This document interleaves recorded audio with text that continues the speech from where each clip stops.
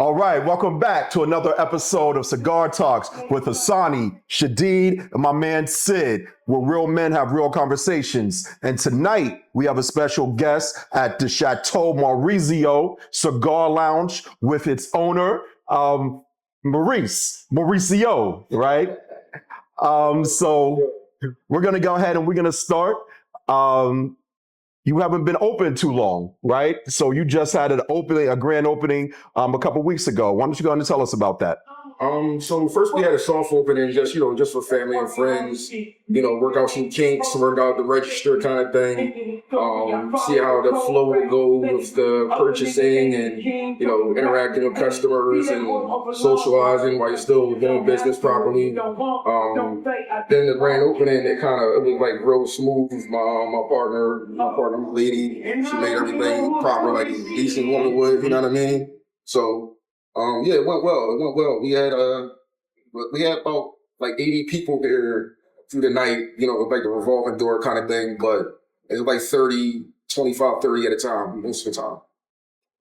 So now, this is, I would say, this corner where you're located at is it's like a great area. So after the opening, how has the traffic been with the neighborhood in the corner that you are at? Because you're right by St. Joe's College, and you're on that Father Kenwood / Kobe Bryant area. Yeah, right to Low area. You got a really problem. It's University, St. Joe's University. Yeah. I mean, you're right. So, I brought Lincoln University.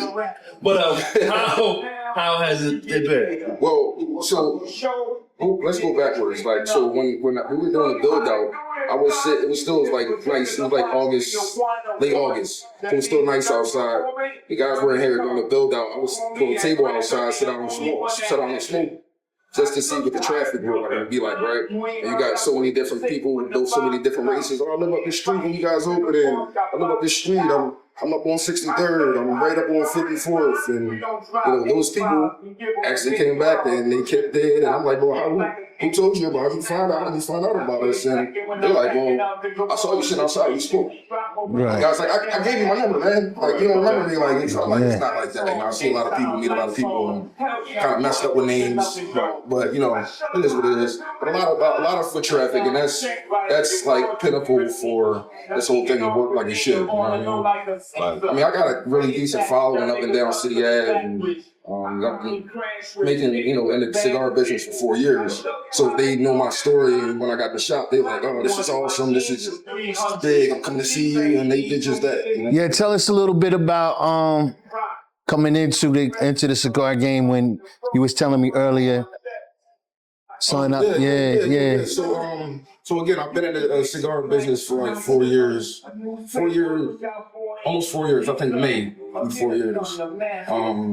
At first, I had my own. I had a manufacturer making my cigars. Then I went and learned from the Cuban folks down in Texas. I took a little, like a Mecca journey, quote unquote. And when I came back, I was like, so hold up. You can't brush over that. You went to Texas and you learned from the Cuban folks in Texas. Yeah. Tell us about the Cuban people in Texas. What's about that? So how long did you stay? So I was there for a week, right? Okay. I was there for a week, and it was really intense. It was like an 8-hour day. You roll in, and more appreciation for the whole cigars holistically. Right. And before I went there, I found this place because I have a tobacco license, and I bought like 10 pounds of tobacco, and I fucked everything up real. Yeah. Real bad. But you don't learn by winning anyway. No, you know what I mean? Take some so I did everything wrong. So when I got there, everything made sense. And I got it like the first day. Nice. Okay. Not to sound like the Kobe Bryant of this shit, but so we got some serious about it. You know what I mean? We got some examples of the stuff that you made, right? Right, for sure. So let's go through what we have here on this plate. So the black label is Connecticut Broadleaf Oscuro wrapper, Dominican binder, Nicaraguan filler, right? So you got two black labels. The red label is a San Andreas, the San Andreas wrapper, Dominican throughout, So it's one which is a mild medium depending on your palate. And the white label is a Viso. It's a Viso wrapper, the cousin of the Habano. Okay. I would like the red, the mild. Yeah. It's mild medium, but Yeah. you gonna dig it. Yeah. That white label is a Viso wrapper, Nicaraguan binder, Nicaraguan filler. So the white and the red are like both the mediums. The black is full. The black's actually the first one I actually rolled for my own company. Okay. Yeah. It's my baby. I'm smoking one right now. That's the black, You got an right? ashtray over here? So we got one for you, Rich. This John right here, man. Yeah. All right. So whenever you got back from Texas, and did you have your tobacco license prior to going down? I had a tobacco license before. And you learned how to roll. Yep. So you're going to show us how you roll after we get done with this pod over here. Sure. Do that. Okay. So now what? You learn how to roll. You in Texas. You coming back up to Philly, and So that changed everything, right? Because so it added another thing to my arsenal because like rolling events, weddings, retirements, you know what I mean? Father's Day, like it's big money in rolling. And it's more exposure. You know what I mean? Now it's not just a guy that has a cigar brand, it's just a label. Right. They're like, well, this guy's really serious about it. I want to see it. You know what I mean? right. So, but it's a place right here. When I first started, I just started selling cigars out of my car. You know what I mean? And I'm watching the game one day, or acting like I'm watching the game because I'm out in the parking lot smoking. And I just addressed one of the guys, like, excuse me, sir, do you smoke cigars? He's like, yeah, but what you got? And we started talking, and I gave him the whole spiel. And this before I actually started rolling my own cigars, but before I knew it, it was like 25 people. Oh, wow. Like standing around my car, just like I would on a regular Saturday afternoon, and chilling and smoking with me, and everybody smoking my cigars. And I come home and I'm telling my daughter about it, and I come home with something like this in my hands. Of course, the little girls, they period. You know what I mean? Right. So I know that was one of the things, and I talk about this all the time, right? We were in Tampa, and we were in the cigar lounges in the shops there in Tampa, and they roll right there in front of you. And the first time you see it, it's like this amazing thing, right? Yeah. Because it's the fresh tobacco. You see it being rolled. It's like watching a magician as a kid. Yes. Yeah. And then when you actually take that first pull, toasted a cigar is like the most beautiful thing. Yeah, you have to toast your cigar. You have to toast your cigar. Absolutely. And I like this. This is a good cigar. So one of the other bigger companies, I'm not going to shout their name out, but they use a Connecticut broadleaf Oscuro on one of their best selling cigars. I had one when I was on another podcast, and I didn't know. I'm like, well, this is a Connecticut broadleaf Oscuro wrapper. He's like, how'd you know? I'm like, my man, I make this cigar, but I didn't know that they used it. I was like, well, it tastes kind of similar, which is kind of crazy, but that wrapper is a really serious wrapper. I mean, it's difficult to roll, but the reward is when you get delighted. You know what I mean? This is really good, and everybody can. I was in Tampa. We was in a club one night, and a guy was rolling in the back of the location, and he was also selling a cigar. Right. It was trash. Oh yeah, I remember that truck falling apart. He had it in a book bag though, right? And I'm yeah. I wanted to go back the next day, but we was in a situation where I would have probably heard his business because with a lot of people around and be like, yo, this was horrible. Right. I get my money back. But this is good. I'm enjoying it. And again, everybody can't roll. I mean, I've seen a bunch of videos, and it's usually people that don't look like us that rolling. Right. And then the people who do look like us don't do it to the point where this tastes and looks right now, because it's put together really well. I appreciate that. Like, the construction is important, but the taste definitely is equally important. At the same time, it's like, so I used to be a programmer. I used to make apps, web applications, things of that nature. and I went on a leap of faith, and I did this. I stopped working as a programmer, and I did this for a living since. Wow. You know what I mean? So I got really good, really fast. I do 10 hours every day. Wow. You do it. If you can't get it after doing it that way, you're not gonna get it. So how many cigars you roll a day? Right now, I mean, how many can I pull off? Like 4 or 5 boxes of 25. Right now, I still got other work to do around here. So, So now how long after you roll them do you have to wait for them to become smokable? Well, depending on the wrapper leaf or depending on the leaves, it might take 21 to 30 days. Okay. Some could take 40 days. Like that Connecticut broadleaf, it's a thick wrapper. So it's going to take a little longer than a Habano wrapper or a Connecticut wrapper. You get what I'm saying? To cure it properly. Okay. So the thing is, so you're an entrepreneur, right? So you bet on yourself. So you took the rolling, right? I didn't bet on myself. You didn't bet on yourself? I have a crazy support system. So he betted on me. That's what's up. Yeah. That's what's up. I like that. Yeah, I mentioned you said your girl helped you out. Did she smoke too? She started dabbling with cigars since me. Okay. Yeah. But she likes the white label. Okay. She likes a more milder cigar, but the white label is like the strongest she'll go. Yeah, it's becoming popular with the ladies these days, yo. Yeah, I'm seeing it. Yeah. Clubs now they go to cigar bars and things like that too. Well, I mean, that's what brothers be though, right? So we're talking about this. So look, so you got that demographic, brothers with disposable income, got expensive habits and hobbies, right? So of course, naturally, you're gonna see women around, right? Because naturally, that's where men that have a little bit of disposable income. Naturally, that's what it'd be. So that makes sense. Let's not act like everybody that smokes cigars has disposable income, because some people smoke this $2 bullshit too. What's the $5 bullshit? Yeah. There's some fake it till you make it in there. When you look at depending on the upscale location of where you're going and where you're smoking at, that's what it is. So if you walk in, see a guy with a suit on, sometimes the labels don't have to scream money. Just the stature and the way a person acts, what they smoke, what they sipping, the whole ambiance, the aesthetic. And it gives you like the aesthetic. it's worth $500. Right. And again, these cigars don't scream bullshit. Oh no, they scream good. So I appreciate it. With this just being something that you're dabbling into and getting into, I will say for me, you're at a tremendous start with the cigars, with the location of the business. So you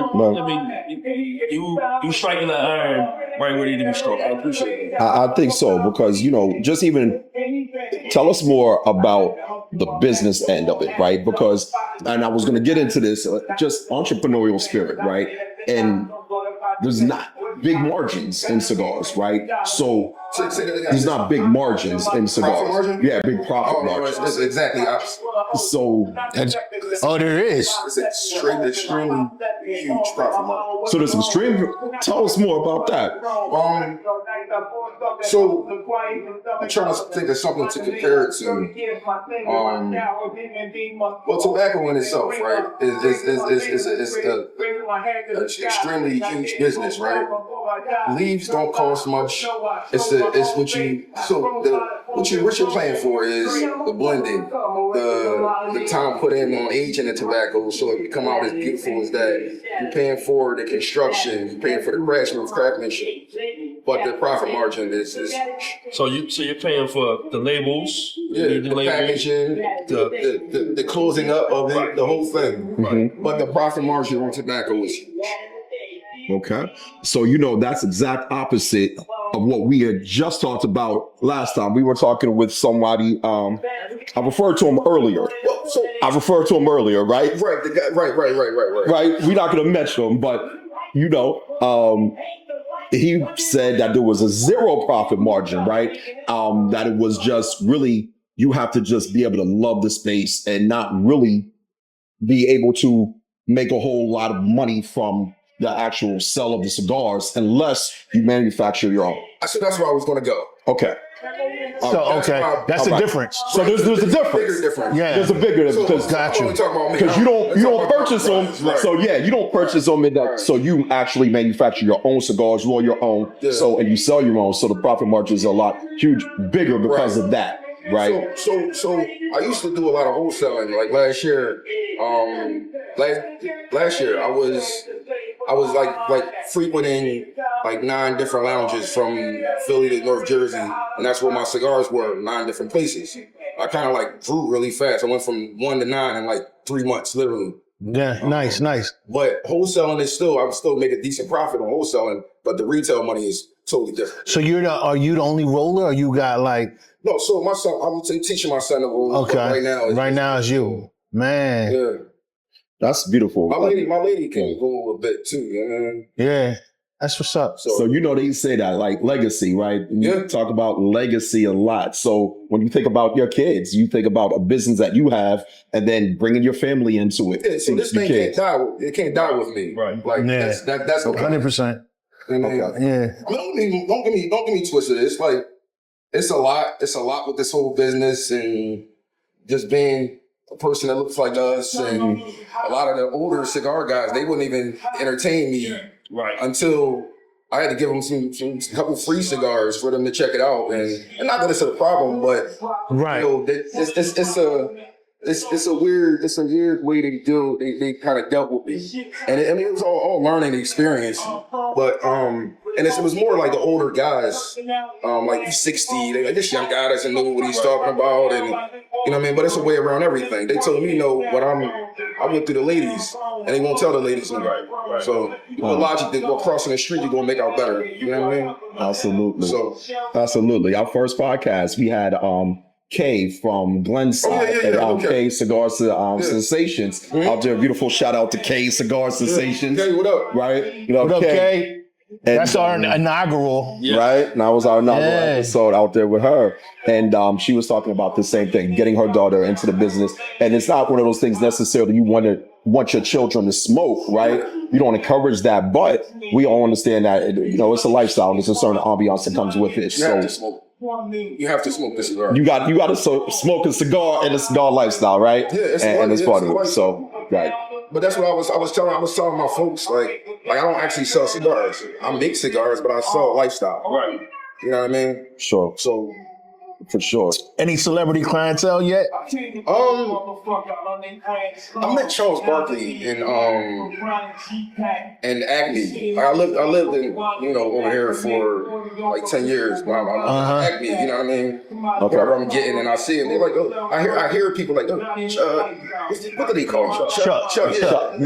Chuck's in aisle 4. I'm in aisle 4, but I see this guy, and you think Charles Barkley, you think he's like a giant, but he's an older man now, so he's like, you know what I mean? He's like shrinking, get older. I'm not trying to clown Charles. Right. We get it. We get it. I was like, oh shit, Charles Barkley, how you doing, man? I'm Maurice. I own Chateau Maurizio Cigars. You know what I mean? I want to give you some cigars. And it's another time I'm in Longhorn right here, and I meet Charlie Mack. Charlie Mack's really that tall. Yeah. So he like sits in places. Yeah. Yeah, I turn over. I'm like, oh shit. He's like, I'm like, no, whatever, we're talking. He's like, what do you do? I was like, and I told him I own Chateau Maurizio Cigars, and we're talking. I'm like, look, let me gift you some cigars. Just, you know, give me a place to send them. And then like Afion Crockett, like he FaceTimes him. He's like, yeah, this is Maurice from Chateau Maurizio Cigars. His brother is like I've never knew people like that look like us have their own cigars and actually make them. And Afion's like, it's really nice to meet you. And you know what I mean? So isn't Charles Barkley opening The one at a lounge? I think it's Valley Farm. Yeah, that'd be a good look. Yeah. That'd be a really good look. Open up as a steakhouse and a cigar. yeah, exactly. That's gonna be huge too. I'm gonna still come in here. Yeah, we're gonna come out here. For sure. Check you out. You know what I mean? We're gonna check you out. And You see your cigars get presented on a silver platter too. Everybody I didn't even peep that, right? But it is the silver platter. Yeah. It is. You see that? Yes. Again, I sell a lifestyle, man. Right? So most times, what I like about this is it's relaxing. It's out here. it gives you, a chill vibe because that's what you want. As we get older, back in the day, I was in all types of clubs, Brave New World, Egypt. We wanted that lifestyle. I was clubbing from Thursday to Sunday every week, Thursday to Sunday. But as we get older, all that stuff is done. Yeah. And you just want to come and relax. Unwind. Chill, and you can do that at this spot. The ambience. Slow the day down. Slow the day down. Slow down a wee bit. Yeah. Slow down a wee bit. Chill and relax. So that's very important because this is what we want. We want to be able to come in, smoke, chill, have no dumb stuff going on. Ain't got to worry about no dumb stuff going on. And that's what the ambience give us, the vibe give us, the outside give us, because outside they ain't playing out there in this neighborhood. So the police on both sides of the street smoke my cigars. They come. They smoke my cigars. So yeah. Oh, they do on both sides. So it's heavily protected. That's nice. And that's the good thing. You want to go somewhere where you feel safe, and also you have a good time. You can do that. So on the grand opening, right, it was a heavy police presence around, right, and one of my guys, it's like the police are just waiting for us to. What are they doing? Like they're waiting to catch his drone or something. I was like, dog, they're here for me. They're making sure you get home safe. Right. That's it. They're not coming to fuck with you. Yeah. And then he sat back in his chair and had a couple more drinks and a couple more smokes. And that's what you want. You want somebody to. It's almost like a safe space. You want to go where everybody know your name. Yeah. You want to go where you want that. Because if you ain't got it, you don't want it. Like I don't know the clubs no more, but you wouldn't catch me at these joints no more because I won't feel safe. Right. Because it's a different time too. It's a different time. Yeah. And you too old, bro. No, not even that. You too old. You be the oldest. Nah. I still got it. I still bag. I still bag the young joints. That's why I keep them great. Keep the young joints away. They be like, oh, hey, pop. I be like, yeah. They like pop. You trouble. Pop. Let me get 200. Exactly. That's what they gonna say. 240. That's right. You want that? You was 40. 40 is for them. The 2 they got on the bill. Oh, okay. You want that. You want that. You know what I mean? You want the space. You want to be able to come chill and relax. And most of the cigar lounges, you're able to get that. And that's what we want. We just want to be able to come and chill.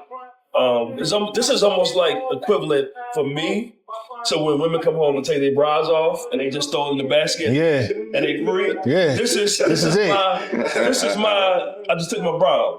That's bananas. But I think I'm trying to get that. I'm trying to get that. All right. It's almost like, I know exactly what you mean. I'm chilling. He said take the bra and throw it out. But I mean, they're like, hold on. Yeah. And if they only got 1 or 2, they might hang the joint on the back of the door like, all right, I'll put this back on tomorrow. I'm judge, like, I'm gonna take that. I'm not gonna take it at all. But I dig it. I understand exactly what you're doing. It's about being comfortable and being able to relax. Yeah. And for me, being able to spin black. That's nice. Being able to see somebody who looks like me, to be able to be like, this is his cigar. Yeah. Growing up as a kid, 100%. All we knew was Newports. Yeah. You know what I'm saying? Yeah. And back then, shout out to Newports. We used to go to the store. We used to go to the store and was able to buy Newports for our people. Buy Lucy's. You know what I'm saying? Yeah. I know somebody that still smoke Newports. Yeah. Hey. I still know some bros that still smoke Newports, bro. Back in Newports, as you probably get 2 cigars. Yeah. 100%. Newports right now. So most of your friends, like your bros, the people that you call family, do they smoke cigars as well? Some of them used to, some of them stopped, but things change as you get a little older. But a lot of them do. Yeah. So I noticed one of the things as I started to smoke more, right, and start get into it, a lot of the people that are surrounded by, right, that's something we all just naturally kind of gravitate to now, right, and kind of like sorts itself out. So the bros that you're around the most are the ones that do the same things that you do, right? For sure. Going to the cigar lounges, and just in that kind of lifestyle, We were talking earlier, and you said that you don't go, right? No, when I was supposed to learn, I just, like I said, I used to be a programmer, and before I stopped being a programmer, I had 2 full-time jobs. Okay. So I just wasn't able to learn and I didn't really get out much either. So, So is there a correlation between golf and cigar culture, you feel? I think that's more like it's like cigars, golfing, whiskey. It goes with it. It's like a peanut butter and jelly kind of thing. Absolutely. It goes with it. Absolutely. If you look at like most of the, when we was at doing the last thing, we brought these cigars. So what you usually do at the end, we usually do a little. We're gonna take it to toast. Take a toast. I don't have a drink this evening. We're not supposed to have a drink. So we're going toast. All right. We can take a puff for you. It's good stuff. Stay tuned. All right. So this is an already molded cigar. It's a couple of parts that you do with a cigar. So you moisten the leaves to get the leaves ready to be wrapped. The filler is kind of dry, so you don't have to worry about that. So you bunch your cigar. You bunch a cigar, then you bind a cigar. And this is a bunch and binded cigar insides that's been molded like these ones here. This newspaper just helps it dry a little faster. And this was kind of for a rolling event, but we're gonna work through it.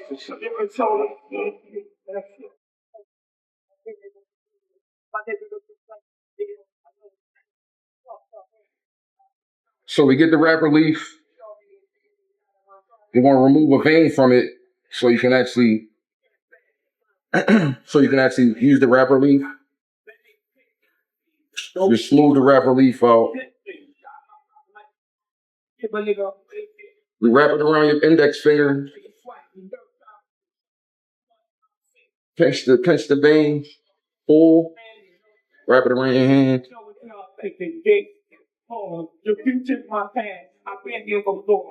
And that's that. I feel what you're flying. I got intuition. I know what you're flowing. I pressure my navigation system. Everybody. Make sure you you don't let your leaves get too much air because they'll dry out and it won't wrap properly. Smooth your wrapper leaf out. Make sure you don't have really long nails because it's just like cutting leaf for no reason. Use your Chevetta. Deliberate strokes.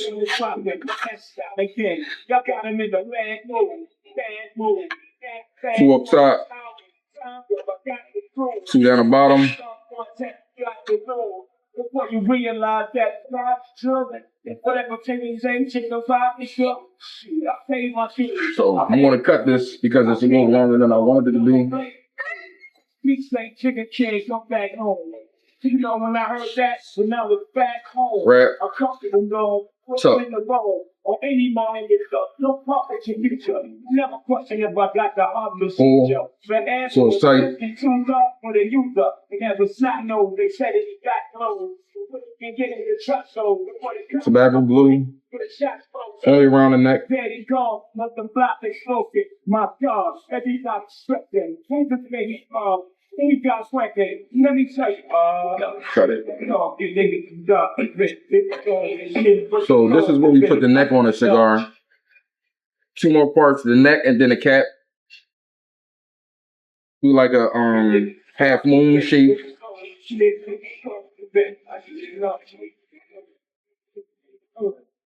Cigar blue. Yo, see my first murder in the hall. If you must know, I lost my pocket out the leather in 12 years old. He probably self with the liquor taking its toll. But I ain't mad at you, Dad. Fall at your leg. I'm hooked with the snowflake, the niggas that will front face. The stress ticket, young niggas get up on her face. One here, one smoke show. Make the drink, cut chain, make the plane. Motion and leaf, you get ready for the cap cutter. Check the right there, don't sweat. Slick up, man, change slowly. I see young niggas go out as a blaze of glory. From Palm Beach to Newman, scared nigga trooping. I took trick with so much shit in the whip that it's a cop close. It's over, it's over, it's shit, snip. Smell the nigga, the pretty nigga, minds to forward. Holler, bitty nigga, the street, and got on lots of money. Talking that? Rub it down. And there's your cigar.